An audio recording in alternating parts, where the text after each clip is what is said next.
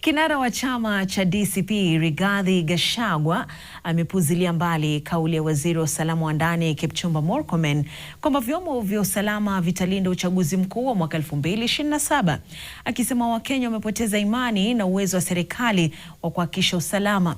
Na wakati wa ziara yake Nanyuki katika kaunti ya Laikipia, Gachagua alisema uchaguzi mdogo uliofanyika hivi karibuni ulifichua udhaifu wa vyombo vya usalama, na akarejelea wito wake kwa wafuasi wake kubaki katika vituo vya kupigia kura baada ya kupiga kura hadi mchakato wa kuhesabu kura utakapokamilika. Gachagua aliwakosoa viongozi wanaounga mkono chama tawala, akiwataja kuwa wasaliti na kwa hutumu kwa kusaliti maslahi ya wapiga kura wao.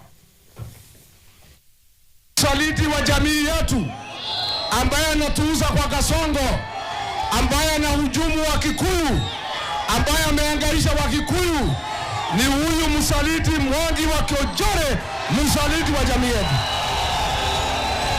Kiojore aende asiende?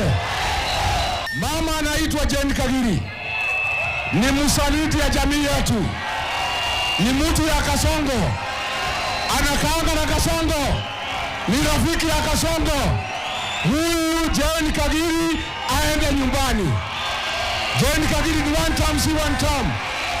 Huyu mjumbe anaitwa Sarah Korere, ni msaliti wa jamii yetu.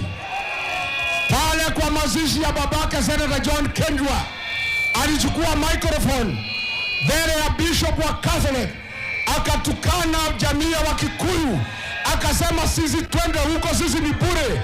Huyu Sarah Korere asikuja kupata kura yoyote hapa katika jamii ya Wakikuyu.